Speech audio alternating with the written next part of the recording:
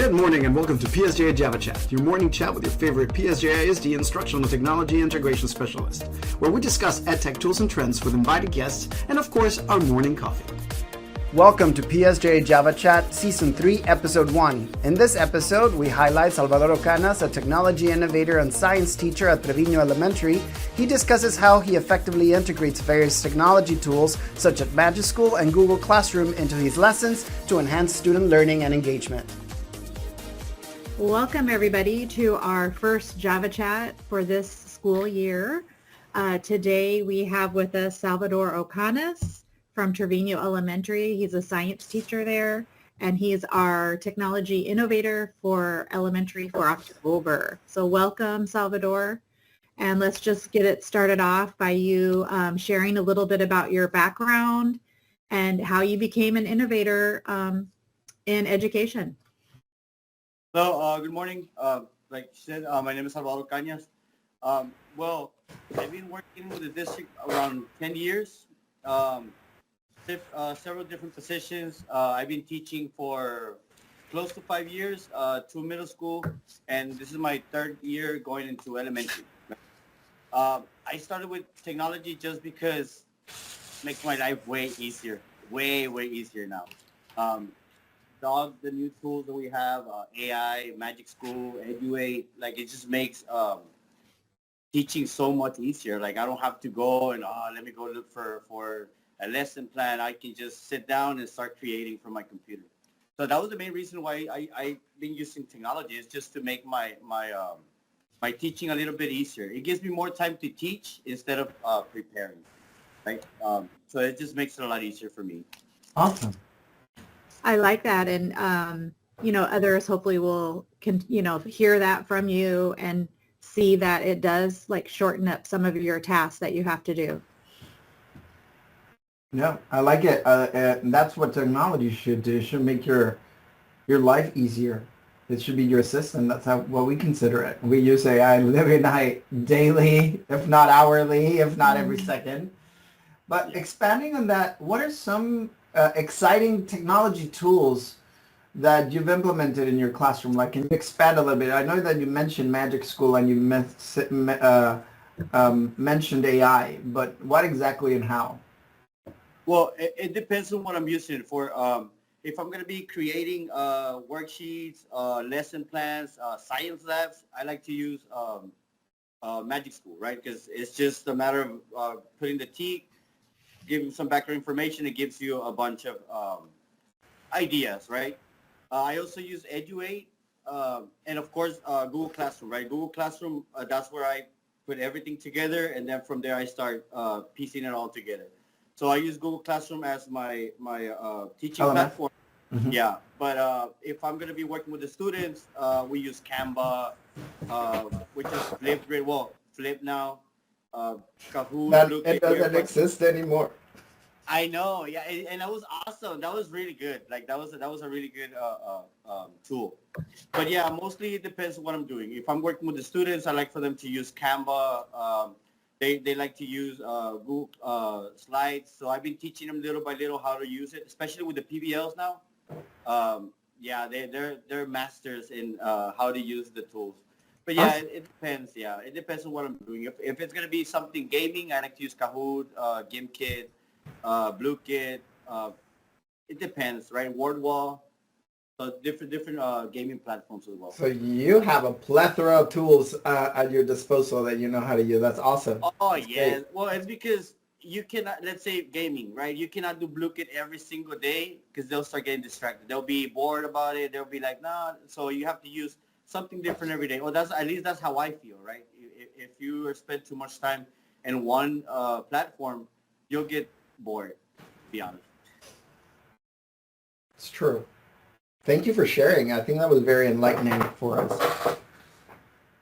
So thinking about all those, platforms and tools that you're using, how do you integrate that technology in your lesson so that it ensures that it enhances the learning rather than like distracting from it? Because sometimes, technology can be distracting as well.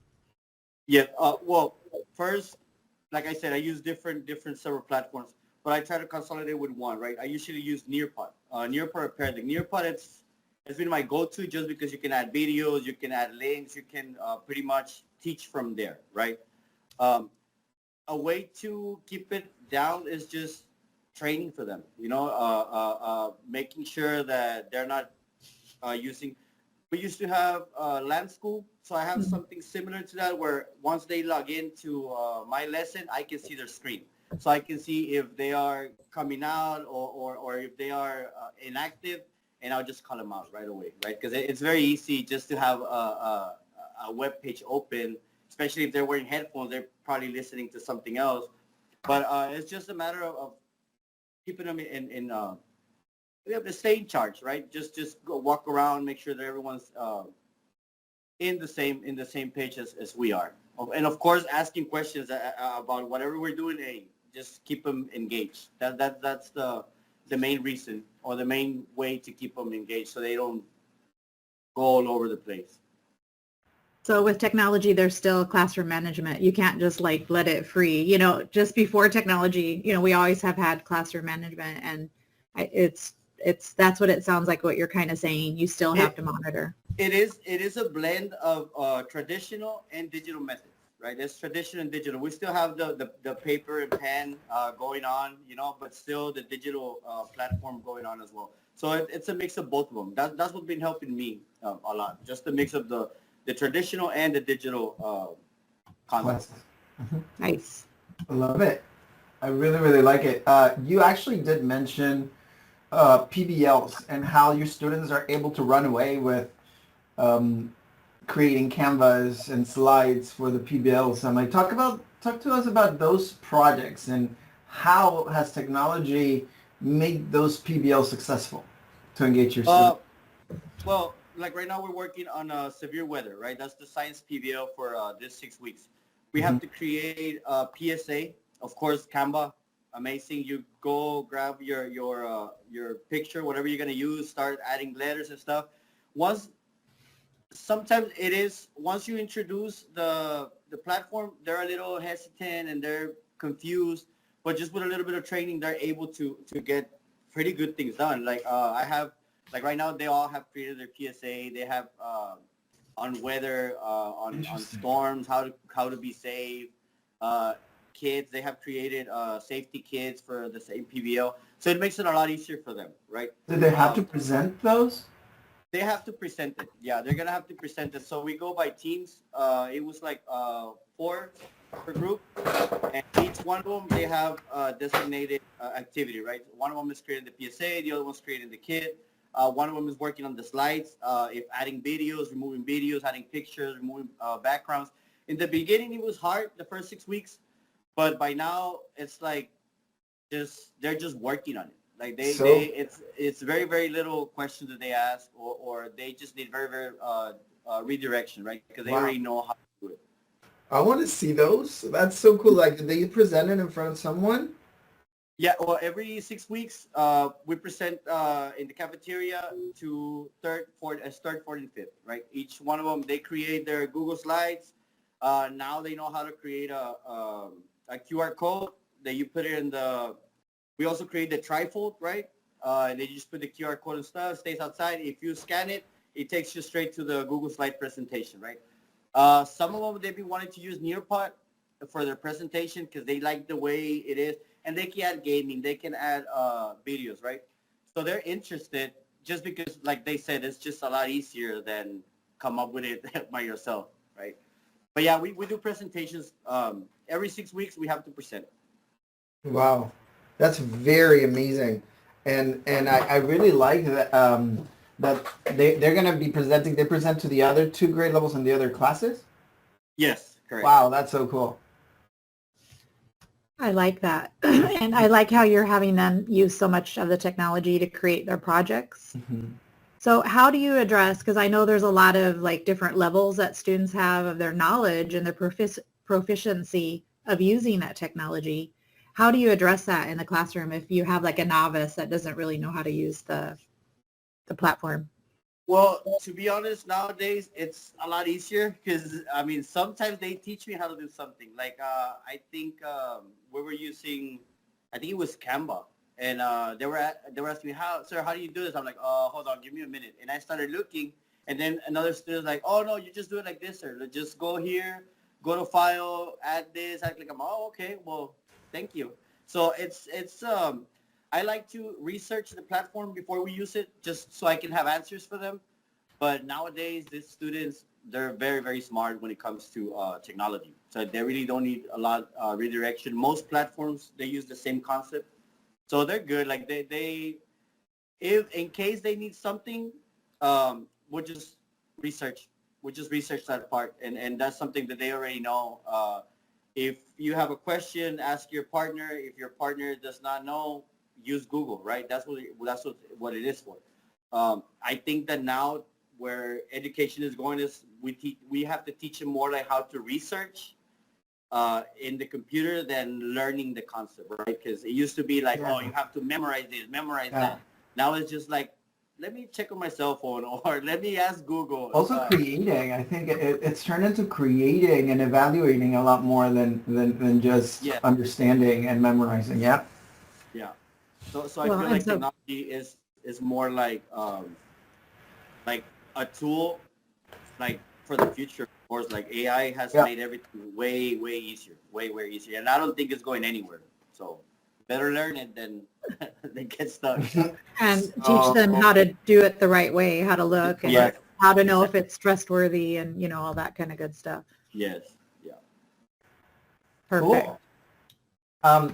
So now, kind of you mentioned a little bit of this already, and how students are able to collaborate well with technology, especially because you're putting them in groups in the PBLs, and how you've taught them to foster that creativity. But in your belief structure, what do you think, what role does technology should play when doing that, when fostering that creativity, when fostering that collaboration among your students? What is the role that technology should play?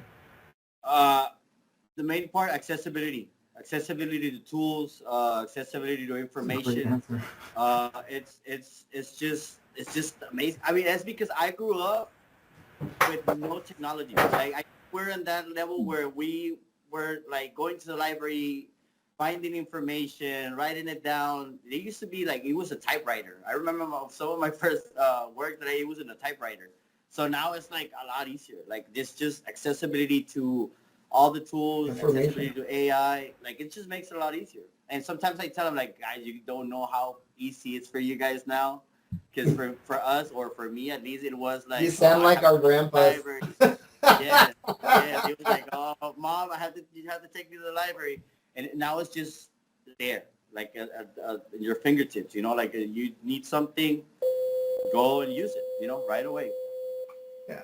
The access of information is so easy now, and it's at everyone's fingertips. And what Debbie was saying, it's important how to use technology correctly, because we don't want them to get incorrect information or dangerous information or something that is going to hinder them, which is great. But yeah, I love your response about accessibility, because all of our students are at different levels as well. And the usage of technology is going to allow them to be at their level, at their skill, and utilize it and be part of a team and be part of a group and be at the same with the other students. So to me, that was like the perfect answer. I was like,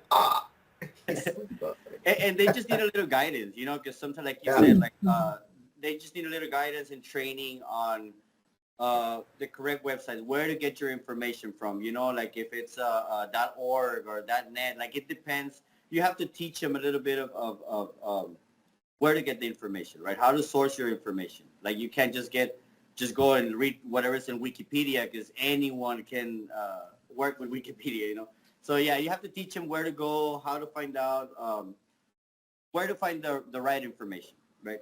Other than that, they're good. Like I said, they're not afraid to explore. Yes. Yeah. So I know you use a lot of technology with your students, which is amazing and awesome. We love seeing that. What challenges have you faced, if any, when you're introducing like a new technology to them? And like, how would you overcome that if there has been any challenges? Well, like I said, I like to research the platform first. Usually I go in as a teacher, right, create everything, and then I log in, or I have my wife, my kids log in, just so they can see my work, like, okay, tell me what is it that you don't like. Is there something that maybe I should change? Are the slides all over the place? Like I like to research the platform before I introduce it. Like I said, that way I can have answers for them in case they have questions.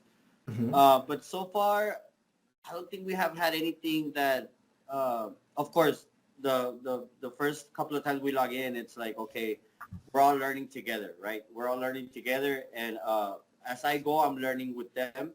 But so far, we haven't had any problems like they don't know how to use a platform. Because like I said, most of them, they're very similar, right? Like Pear Deck, Nearpod, they're all very similar. Wordwall is very similar. The gaming platforms, they're all very similar. Answer questions, get points. So I feel like right now, they're all good with the platforms, right? Like, and it's just gonna get better for them, right? Because they grew up with their iPads, with their computers. I think it's harder for us that we're adults to learn the platforms now than it's for them, right? But yeah, it's just basic research before introducing the platform to them. Yeah, kind of knowing it yourself. I like that you get your family involved. The kids, Yeah. try this out. You're making them work. Perfect. No, that's good. Like kids are just not afraid, most of them, to just get in there and try it. Yeah. And you have to give them some explicit instructions sometimes, like, hey, how to use it. Like, you have to sit down, first introduce, just sit down with them. Let's go over it. Let's see what this page does. Let's see what we can do with this page. So it's just an explicit introduction, mostly on digital citizenship, like just make sure we're, like we're talking to each other with respect, like we're not sharing information we shouldn't be sharing, like things like that. Just respect to the internet. That's good. That's important that we teach them that as well. Yep.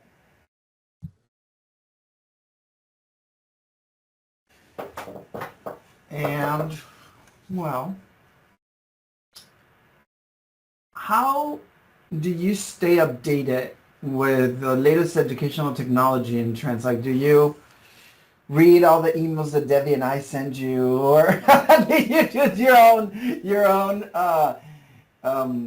research yourself to find out what are the new tools out there? Or how do you hear them? Is it word of mouth? How do you get up to date with any tech trends? Well, I do read the messages. Like I see the message, okay, they're going to present on Magic School. Okay, let me see what is it that I can do, right? Or chatbots. But since I'm already using most of these platforms, I get the emails, right? I get the emails from, let's say, Nearpod. Hey, we're going to have a webinar. So just log in. It takes 30 minutes, 45 minutes. Working with peers, right? Asking them, hey, what are you doing for this? Or sometimes I share something and they share something back. So it's just a matter of looking for the platform that you're needing, right? Like with AI, I found Eduate first. Eduate helped me a lot, but then I found Magic School, and Magic School was like, oh wow, like this is a lot better, way easier, right? And it's just a matter of looking for what you need, right? It's just like I said, Google. It's Saint Google right now because you can answer, hey, can I don't know, I need a page that creates or translate pictures or something like that. Just put it in Google and it gives you a list of all the pages, right? Yeah, once you're there, you pick one and you start researching one of those, and whichever is best for you, that's the one you pick and start working with. That's how I try to stay up to date, right? Great. So just doing research yourself, and which is great. Word of mouth, usually I feel like it's also a great way, like you say, talking to your colleagues. Thank you for sharing. So what advice would you give to another educator or other educators that are looking to incorporate more technology into their teaching? Just do it. Just it seems, especially like I said, for us, okay, we're older, it seems a little scary sometimes. But once you start using it, you realize that it makes it so much easier. It's a lot easier, especially AI.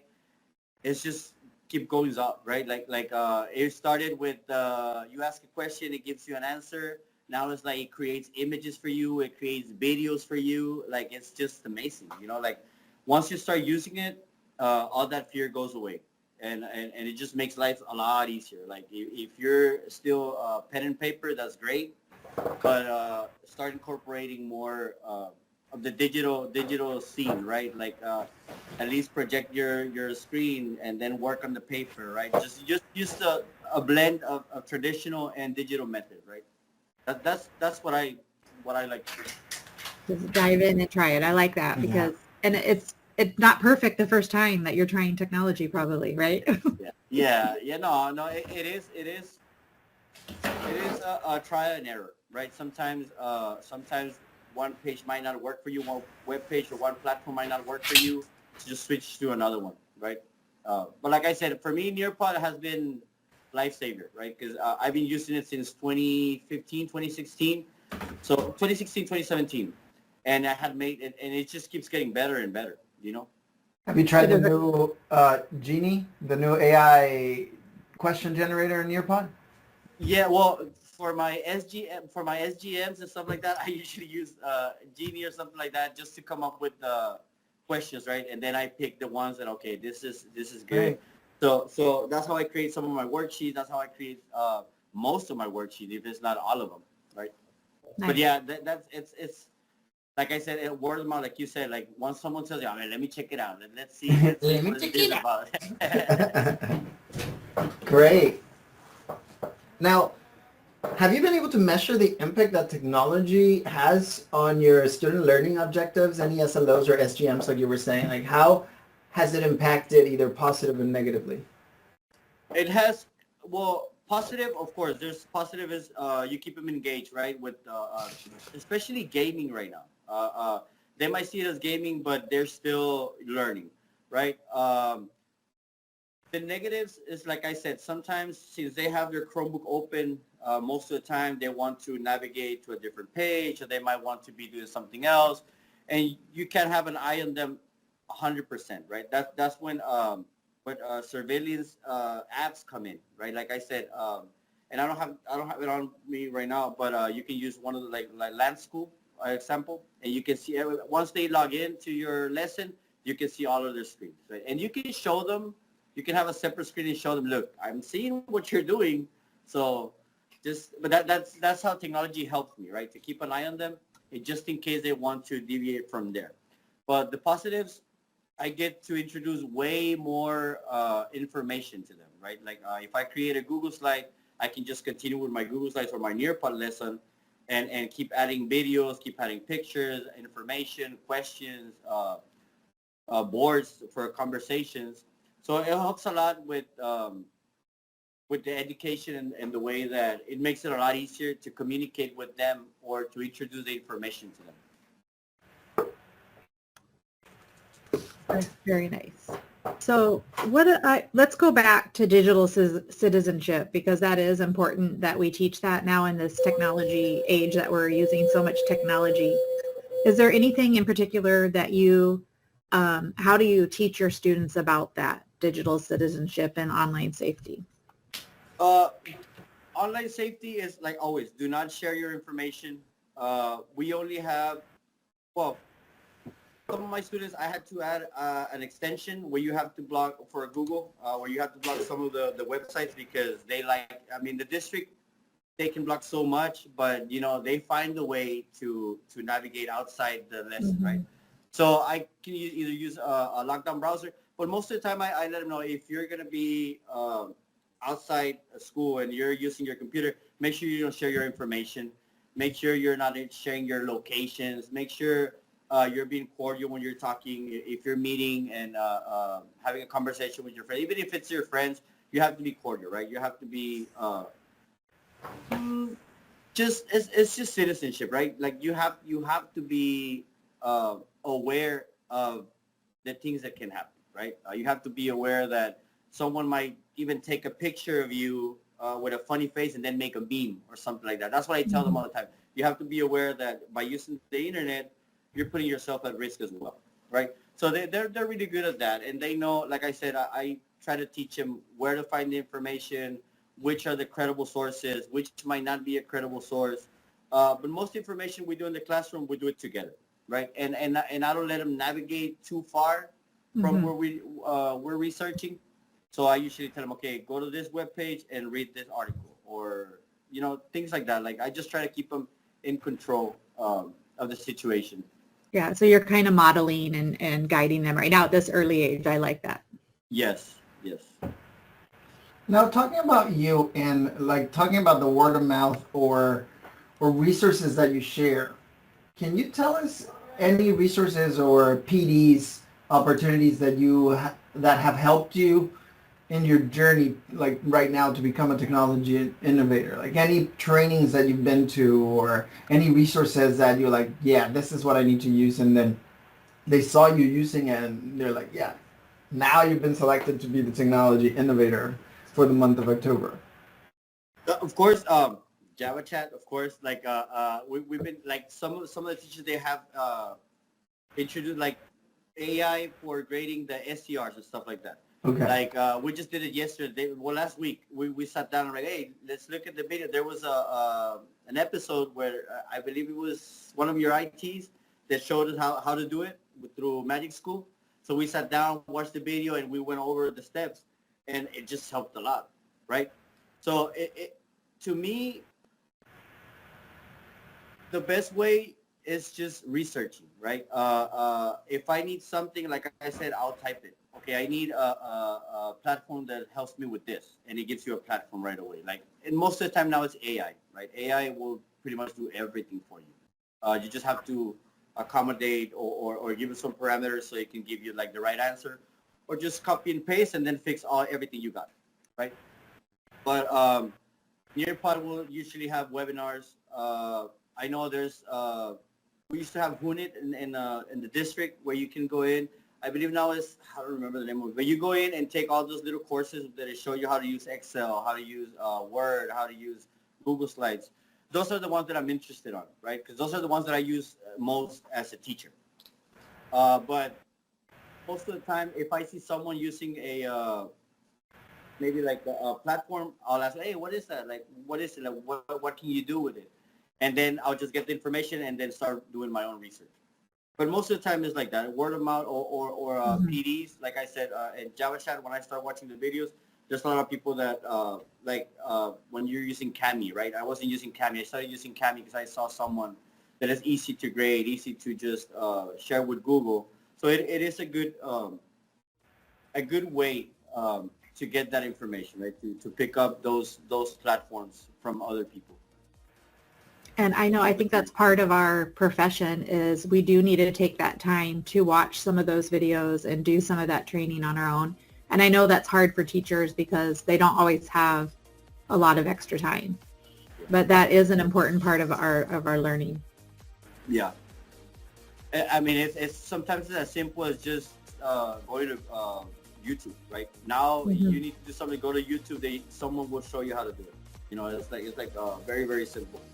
And you'll learn watching other people doing it. It has it all. Yes. So are there any future technologies or trends that are exciting to you that you want to see how it's going to shape education in the coming years?